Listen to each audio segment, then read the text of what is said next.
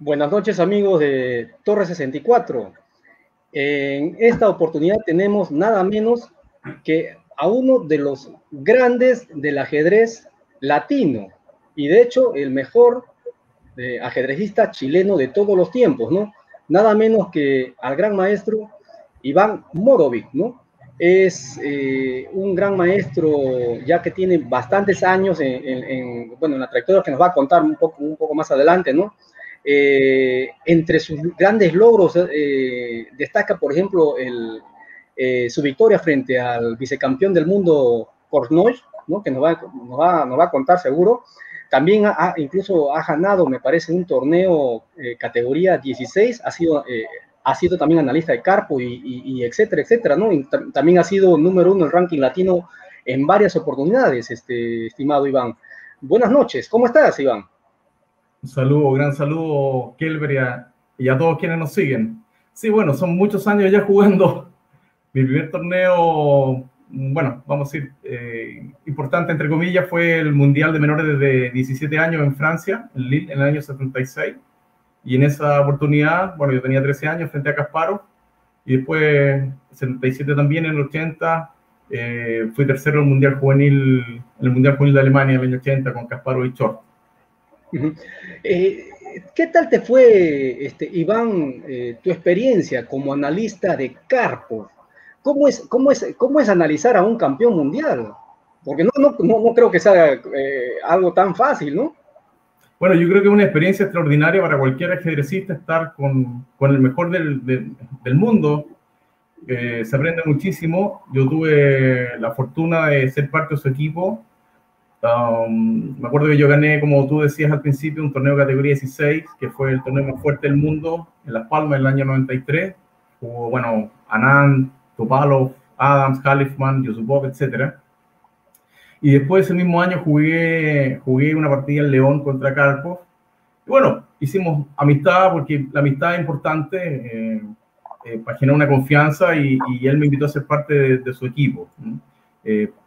Me acuerdo que nosotros cada vez que entrenábamos, estaba en esa época Mikhail Podgaevs, que en paz descanse, y había otros grandes jugadores también, como Vladimir Pichin, Turmakov, y nosotros teníamos sesiones de entrenamiento eran 20 días que nos concentrábamos, y estudiábamos de 9 a 9, eran 12 horas diarias, de 9 de la mañana a 9 de la noche, parando a almorzar, obviamente. Y también, bueno, eso lo hicimos contra el match, particularmente contra el match contra Anand, en Suiza, el 97, fin del 97 me parece que fue, principio del 98, que Anand termina en 3-3 y increíblemente en ese partidas rápidas gana Karpov, retiene el título. Claro, bueno, yo quizás mucha gente no sabe, pero yo había jugado antes 2 matches contra Víctor Korchnoi en Chile. En Viña del Mar me ganó la primera vez él 4-2, y después yo le gané en Santiago en el año 91, me parece que fue. Sí, y entre medio, Korchnoi me invitó a que estudiáramos juntos, y yo fui analista de él también, fui su entrenador en Holanda, en Ámsterdam, en un torneo OHRA que Korchnoi ganó también. Es decir, tuve la suerte o la particularidad de haber sido segundo tanto de Karpov como de Korchnoi. Claro, pero no solamente ha sido analista de campeones del mundo, en este caso, bueno, en el caso de Karpov y Korchnoi, que también ha sido retador, ¿no? Que ha sido subcampeón, ¿no? Pero sí, porque también tengo entendido que has conocido a Doborevsky, uno de los grandes entrenadores del mundo, ¿no? De nacionalidad rusa. Cuéntanos tu experiencia de trabajar con un grande del entrenamiento en el ajedrez mundial, Iván. Sí, después de la Copa del Mundo en Libia tuve una mala fortuna en la primera ronda de esa Copa del Mundo. Justamente una variante que habíamos preparado con Karpov en el match que Karpov le ganó justamente a Kasparov en Nueva York en el 2002. Después me tocó jugar esa línea de la Petrov, la primera ronda, la segunda partida de la Copa del Mundo, y tenía un fallo la variante. Las máquinas no eran tan rápidas, dejamos pasar una jugada que las negras que han perdido la apertura. Bueno, perdí esa partida, llegué en el avión acá, me bajé el avión acá a Santiago y tomé otro avión a Moscú, y estuve 10 días con Boretsky, quería conocerlo personalmente. Lo conocía yo, obviamente, desde los torneos juveniles y todo eso, pero no había tenido la fortuna de compartir con él. Estuve 10 días, como te digo, entrenando varias horas y lo conocí mucho más. Sí, él era un fantástica persona y un fanático del ajedrez, un fanático como entrenador. Él disfrutaba mucho entrenando, disfrutaba mucho enseñando. Eso se podía ver enseguida. Y tenía un método interesante. Él desarrolló, bueno, él y otros jugadores también, por supuesto, desarrollaron un método que consistía en formar grandes maestros en poquito tiempo, en 3, 4 años. Y ese método yo lo tengo, yo lo tengo completo y es bien interesante. Ah, sí. Por cierto, Iván, ¿con qué otras grandes estrellas entrenaste? Bueno, he compartido con muchos jugadores. Yo te decía que yo le gané ese match a Korchnoi el 91. ¿Eso fue dónde? ¿En Chile? En Chile, sí. Él me había ganado. Después yo le gané ese match a Korchnoi y yo ahí estaba en mi mejor momento, porque en el 93 gané Las Palmas, el torneo de categoría 16, y conocí a Karpov, y bueno, Karpov me invitó a ser parte de su equipo. Después, bueno, compartido con muchos jugadores. A ver, te cuento de los jugadores latinos, el que he tenido mucho contacto también es Lenier Domínguez, Lenier. Y también, bueno, son muy amigos con Julio Granda, me tocó compartir con él en España en muchos torneos. También estuvo en Chile y en España mismo hemos compartido, he estudiado ajedrez. Y con Topalov también me ha tocado compartir algunas sesiones de entrenamiento. Pero obviamente, claro, con quien más me tocó estar y compartir en eventos fue con Karpov. Claro. Y hablando de torneos y matches importantes, ¿cuáles fueron los mejores que jugaste y cuáles son los que ganaste, Iván? Bueno, yo gané un Magistral Najdorf, gané en empate en un Memorial Capablanca. Para mí el match contra Korchnoi, el segundo match que gané, es para mí una de mis mejores actuaciones, y pienso que sobre todo el torneo de Las Palmas del 93, por las figuras que habían, de todos los jugadores, los 10 jugadores, yo era el penúltimo preclasificado por Elo. Sin embargo, ahí se demostró que el Elo no era lo más importante, y también se demostró un poco que los jugadores sudamericanos muchas veces podemos tener el mismo talento que los europeos, o más incluso. Ya mismo Granda lo demostró también, y simplemente teníamos incluso hoy día menos oportunidades que los jugadores europeos y las grandes federaciones que tienen más recursos. Eso se da mucho con nosotros, con los jugadores sudamericanos, hoy día con los jugadores jóvenes, por supuesto. Y bueno, para mí el triunfo de Las Palmas el año 93 creo que fue el torneo más importante del año. También tengo un segundo lugar en el año 98 en el Memorial Keres. Oye, por cierto, Iván, ¿hay algún secreto para llegar a ser un gran maestro?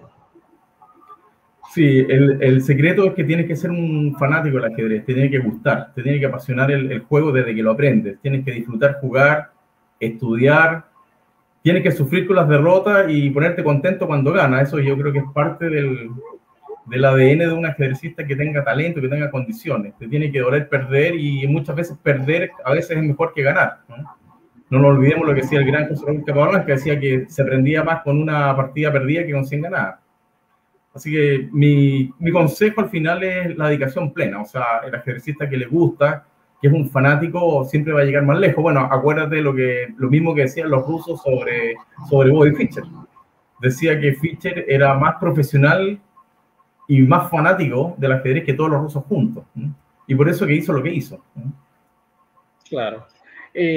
Laszlo Polgar y su teoría de que el ajedrecista se hace y no nace, ¿qué opinión tienes tú al respecto de esto? Porque esto es como una... es polémico, ¿no es cierto? Pero tú con tus comentarios sobre esto, estimado Iván. Bueno, por supuesto que hay un gran porcentaje de estudio y de trabajo. Ponle el porcentaje que quieras, puede ser un 70, 80%, pero si vemos la historia del ajedrez y la anécdota donde Capablanca a los 4 años corrige una partida de ajedrez cuando jugaba su padre con su tío, y ahí ya podemos ver el talento y el genio a tan temprana edad. Yo creo que ambas cosas son importantes. Obviamente, un jugador para ser campeón del mundo tiene que tener condiciones fenomenales. Absolutamente. Es decir, yo creo que ambas cosas son importantes. Por supuesto que el jugador, yo siempre le digo a los jugadores jóvenes que se necesita entrenar mucho, y siempre doy también el caso de Fischer, porque Fischer, con todo el talento que tenía, con el genio que tenía, era capaz de estudiar 8, 10 y 12 horas diarias. Entonces yo siempre le digo a los jugadores, si él estudiaba 12 horas diarias, ¿qué queda para el resto? Claro. Y en tu caso, Iván, ¿tú naciste o te hiciste ajedrecista? Mira, me acuerdo claramente que a mí me gustaba mucho el fútbol, competía en atletismo y estaba en algunos concursos de dibujo en el colegio, y de repente llega mi padre con las piezas de ajedrez, te estoy hablando justamente en el año 72, match Fischer-Spassky, pleno match Fischer-Spassky, el match del siglo, y dejé todo de lado, nunca más jugué fútbol, ni atletismo, ni nada, fue una locura el ajedrez en ese minuto, me hice un fanático, esa es la verdad. Y bueno, jugaba en la casa y al tiempo me entero que había un club de ajedrez. Cuando yo jugaba en el club de ajedrez acá en mi ciudad, en Viña, al principio todos me ganaban, porque eran todos jugadores de segunda, primera categoría, todos habían estudiado libros, así que lo primero que hice fue salir a la calle, ir a la librería y comprarme todos los libros. Pero sí, o sea, es lo que estamos hablando, digamos, el ajedrecista debe trabajar, debe entrenar, independiente del talento, de más o menos talento que tenga. Claro. ¿Y hay alguna diferencia entre el ajedrecista que se formó en tu época al ajedrecista de hoy? Es decir, ¿es más fácil elevar su nivel ahora que antes? ¿Cómo lo ves tú en la parte, por ejemplo, del entrenamiento, estimado Iván? Sí, no. Es más fácil hoy día en el aspecto que tienes más información, tienes los software que analizan, tienes base de datos gigantesca. Yo me acuerdo que la primera que tenía la computadora en el año 90, 91, a uno era fantástico tener una computadora cuando, por ejemplo, yo jugué el Interzonal del año 85 en Túnez y tenía como 50 kilos en maleta el libro de ajedrez, o sea, tenía que viajar con eso. Por lo tanto, la comodidad de la información hoy día es algo fantástico, pero sí la desventaja que nadie te explica nada. La computadora, hay conceptos que no te los puede transmitir. No te explica ni siquiera lo que es una columna abierta. Eso, los jugadores de mi época, teníamos entrenadores que te lo sabían transmitir bien, y el hecho de estudiar por libro y ante un tablero, obviamente que los jugadores de cierta generación tienen mejor concepto y estratégicamente son superiores a los jugadores de hoy día. Los jugadores de hoy día, generalmente, no todos, por supuesto, pero son mucho más jugadores de cálculo, son más tácticos, porque nacieron al lado de una computadora que, claro, calcula en forma fenomenal, pero solo calcula. No tienen la base estratégica que tenían los grandes jugadores de antes. Uh-huh. El caso, por ejemplo, de India es un caso particular, porque yo me acuerdo que en los 90 prácticamente Anand era el único que sobresalía, pero ahora ha salido un mar de talentos. ¿Cuál es la diferencia, por ejemplo, entre el ajedrez de la India y el ajedrez, ponte, no sé, latino, digamos, por así decirlo? No te podría decir cuál es la diferencia, no he analizado el caso en profundidad. Sí sabemos que los indios, por ejemplo, son muy buenos en el área matemática. Bueno, hablando de Anand, estamos hablando de un súper talento del ajedrez, obviamente. Pero sí te puedo hablar de un caso similar, el caso de China. Me contó el mismo Karpov que a él lo invitaron a China hace unos años atrás, y el Ministerio del Deporte en China, el gobierno chino, se propuso un proyecto, un plan de ser campeones del mundo en el corto plazo, vamos a decir, y Karpov fue invitado 2, 3 años seguidos. Ellos tenían un edificio con varias áreas y un piso exclusivamente para el ajedrez, donde tenían entrenadores y era dedicaciones exclusivas. Y efectivamente, en muy pocos años China logró ser campeón olímpico por primera vez en la vida. Fueron campeones del mundo, bueno, obviamente en damas y varones, ¿no? Y también hoy día ya vemos la cantidad de jugadores que tiene arriba en el ranking, es decir, y lo hicieron en base a trabajo y constancia. Bueno, yo me imagino que la India podría también desarrollar un proyecto similar. En más de una ocasión, bueno, en las entrevistas que he hecho, por ejemplo, el caso de Magnus Carlsen es un caso único, ¿no? Porque es un campeón del mundo, pero salido de un país que, digamos, que no es netamente ajedrecístico, ¿no? Como es el caso de Noruega, ¿no? Pero el próximo campeón del mundo, haciendo, digamos, una encuesta de los entrevistados, la mayoría se inclinan porque el próximo, al parecer, va a venir del Oriente, en caso de repente de China, India. En tu caso, ¿cómo lo ves tú? ¿Quién crees tú que podría ser el próximo campeón del mundo? ¿De qué país crees tú que podría provenir este ajedrecista?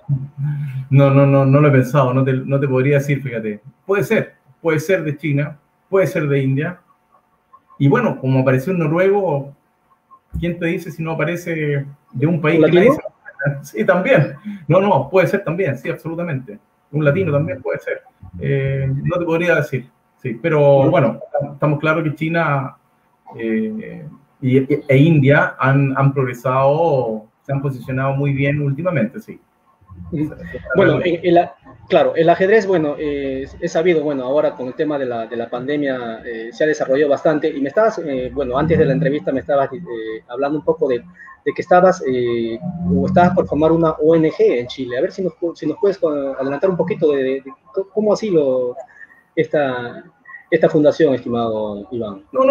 Sí, quiero promover a través de mi fundación, de la Fundación Iván Morovich, torneos, eventos, enseñanza al ajedrez, por supuesto, ojalá torneos a nivel internacional en Chile y invitar a jugadores latinos, sudamericanos, latinoamericanos y por qué no europeos.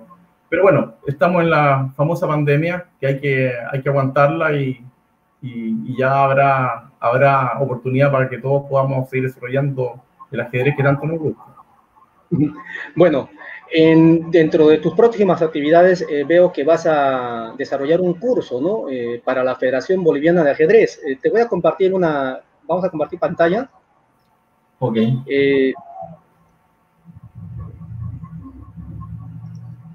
Este curso, lo organiza la Federación Boliviana de Ajedrez, en el cual tú lo vas a dictar, ¿no? Empieza este 16 de abril, ya este viernes, ¿no es cierto?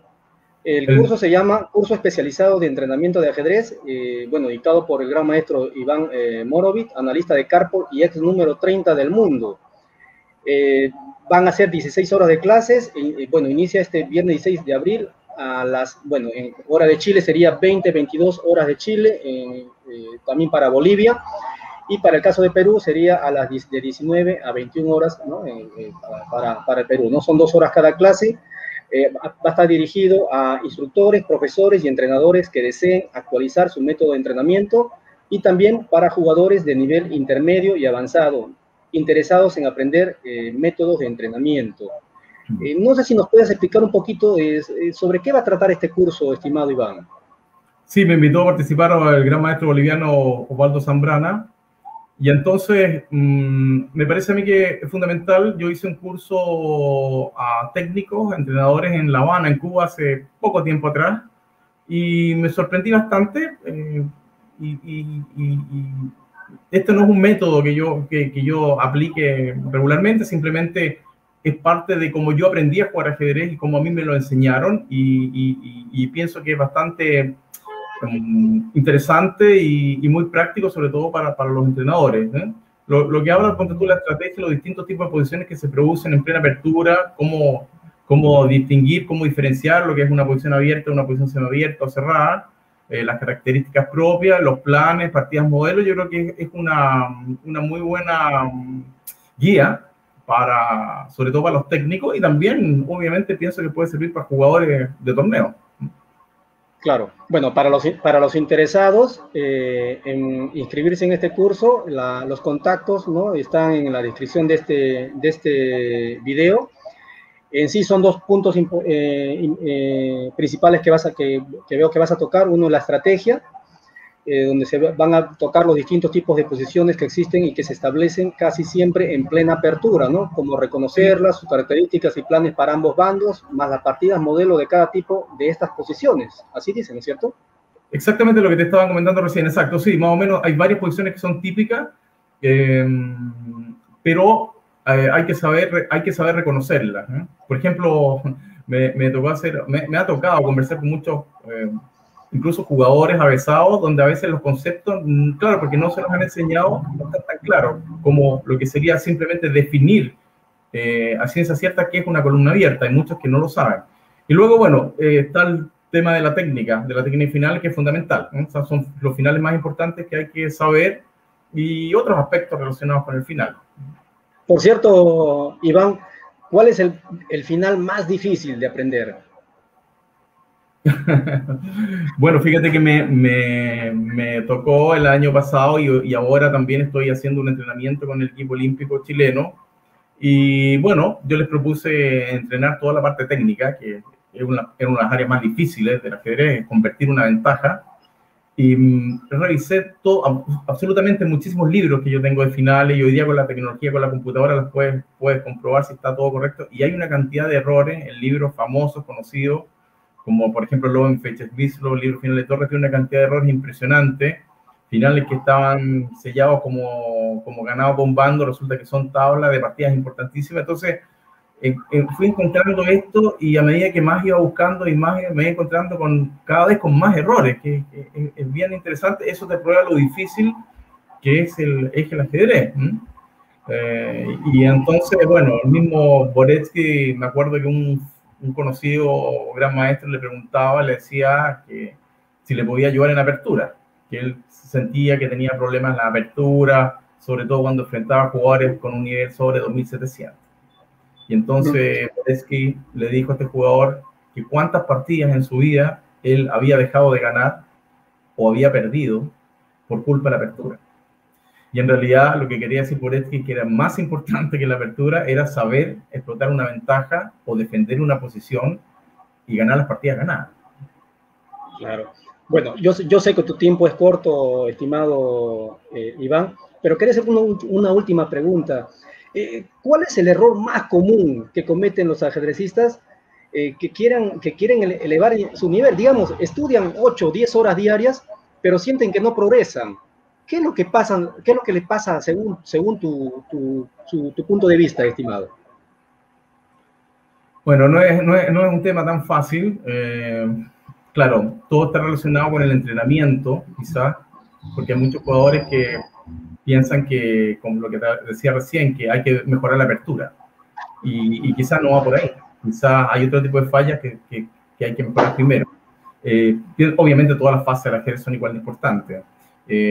También está que alguien te aconseje, que alguien te guíe. Hoy día hay una cantidad de información, tú tienes la computadora y tienes miles de libros que estudiar, y tienes consejos que te llueven de todos lados, que un jugador es fácil perderse o ir por un camino que no es el que a él sería el mejor. Pienso que un buen consejero, un buen entrenador o un jugador experimentado que te guíe y te diga qué estudiar y qué no estudiar, y además luego está toda la parte práctica, el jugar también, porque no sacamos nada con estudiar solamente si no estamos jugando. Obviamente hoy día con la pandemia no se puede jugar, pero bueno, esperemos que esto pase en algún momento. Y mi consejo es ese, o sea, teoría y práctica. La teoría y práctica hacen al maestro. Y aprender mucho a ser autocrítico. Yo creo que Kasparov mismo analizaba no solamente las partidas que perdía, era autocrítico incluso las que ganaba. Porque siempre hay imprecisiones, siempre hay que mejorar, siempre hay errores. Y muchas veces los jugadores se nublan por el éxito, o por haber ganado un par de partidas seguidas, y no analizan objetivamente, quizás. Claro. Bueno, para más o menos para que tengan en cuenta, digamos, los ajedristas que quieran, digamos, superarse en su juego, ¿no? Y quieran meterse de lleno, más o menos, bueno, ¿nos podrías explicar qué tanto sacrificio tienen que hacer, por ejemplo, en tu caso, para llegar a ser un top 30? ¿Cuánto sacrificaste, no solamente tu tiempo, sino también tu familia, estimado Iván? ¿Qué sacrificios hiciste? Kelber, yo creo que si usamos la palabra sacrificio, ya no estamos, porque tiene que ser, como decía Korchnoi, el ajedrez es mi profesión. Él decía, es mi profesión y mi hobby. ¿Te fijas? Es decir, él no veía ningún sacrificio cuando entrenaba 5, 6, 8 horas diarias, lo disfrutaba. Yo creo que por ahí parte todo al principio. De otra manera sería muy difícil, porque el ajedrez demanda estar solo, muchas veces entrenando, viajando, pasar en hoteles, si estás además solo en hotel y perdiste una partida, o te tocó, ¿cuántas veces a mí me pasó y a muchos ejercistas estar en los cumpleaños arriba de un avión de repente? Entonces, el ajedrez tiene esa pasión que hace que uno pueda dejar muchas cosas de lado, ¿te fijas? Y yo pienso que eso es lo más importante, es decir, ese sacrificio, entre comillas, tiene que hacerlo uno con ganas. ¿El ajedrez lo llevas en el corazón, estimado Iván? Sí, yo creo que me sigue apasionando estudiar ajedrez, seguir entrenando. Creo que puedo progresar todavía. Jugué el Campeonato del Mundo el 2019, en noviembre fue el Mundial Senior. Y bueno, llegué tercero, me quedé encerrado en el baño la penúltima ronda, se salió la manita, hice una entrevista a la alemana y llegué con las manos rotas ahí a jugar, fue un desastre. Pero tengo ganas de volver a jugarlo y sí, o sea, yo creo que el ajedrez es para toda la vida. Bueno, Iván, ha sido de verdad un placer tenerte aquí en Torre 74. Me gustaría que nos des palabras finales. Bueno, Kelber, un agrado conversar contigo, mandarle un afectuoso saludo a todos quienes están viendo esta nota. Y, en fin, tienen acá un amigo que podemos conversar nuevamente, por supuesto. Bueno, a los amigos de Torre 64, ya saben, los que quieran hacer el curso, este viernes 16 inicia un curso titulado Curso Especializado de Entrenamiento de Ajedrez, dictado por el gran maestro Iván Morovit. Va a las 20 horas a las 20 horas de Bolivia y Chile, y 19 horas de Perú. Muchas gracias, Iván, y vamos a estar en contacto. Un fuerte abrazo. Nos vemos. Otro para ti, Kelber. Gracias, que estés bien.